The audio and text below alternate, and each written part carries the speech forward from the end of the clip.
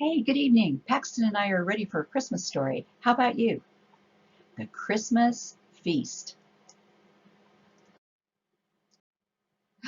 One year, the wolf, the fox, and the weasel decided to treat themselves to a Christmas feast. Fox was in charge of stealing the turkey, and since he was clever, he went early to find the best looking one. But the adventure got complicated once he returned to the burrow. "Oh, what a mess it is in here!" the turkey exclaimed, barely out of the bag the fox had stuffed her into. "Didn't you ever learn to clean up your den before inviting a girl over?" "You're not my guest," Fox protested. "You're my Christmas feast." "Even more reason to get rid of this mess. A Christmas feast is a big deal. You have to put some care into it. For starters, you need to clean things up and let in some fresh air. I can't stand untidiness."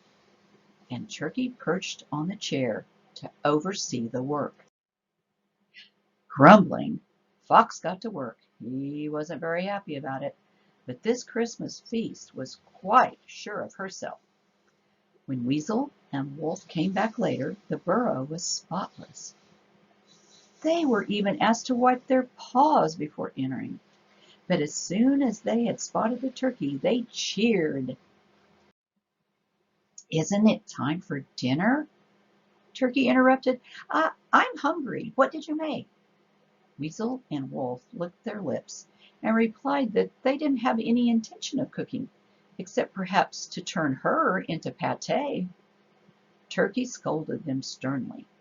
Obviously, she needed to be fattened up before they ate her. Good grief, everybody knows that. Was this their first Christmas? Was this their first feast? Ashamed of their ignorance, the three friends agreed and then followed her instructions to the letter. Wolf went to gather sprouts, Weasel searched for mushrooms, and Fox fished for frogs.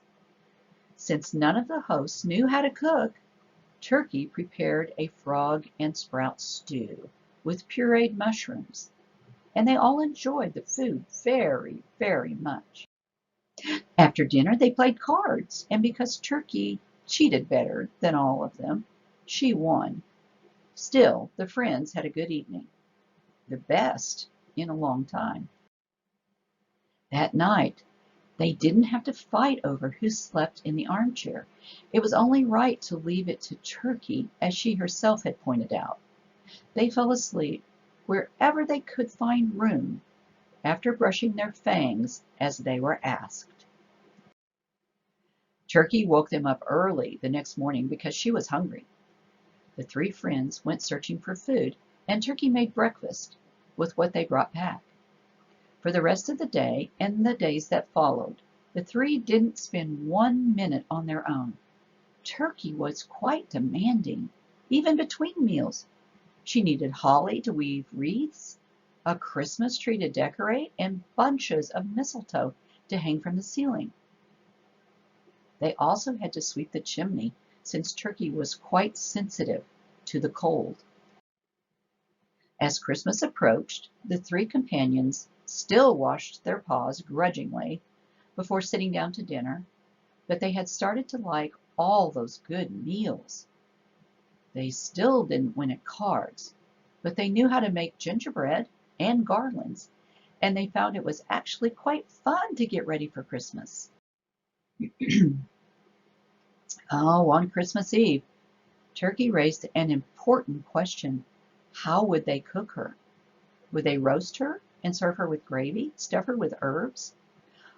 "I would like to be flambéed," she requested, "but the recipe is quite difficult. Will you be able to manage it?" The three friends let out an embarrassed cough. They hadn't thought about that. They postponed the conversation until the following day, and not one of them got a wink of sleep that night. They didn't have the slightest wish for their new friend to end up roasted, stuffed, or flambéed. But what could they do? Fortunately, Turkey found a solution. "Dear friend," she said the next morning, "I can see you're afraid that if you killed me too soon, you'll end up going hungry. Well, go ahead and fatten me up for another year. There will always be time to eat me next Christmas. I'll be fatter then, and the feast will be even better." The proposition was accepted unanimously, and so Turkey prepared the Christmas feast herself. And once the animals had settled on this arrangement, they renewed it every Christmas. And since then, nobody in the forest has ever seen a burrow more joyful or a bunch of friends fuller and happier than that weasel, fox, wolf, and turkey.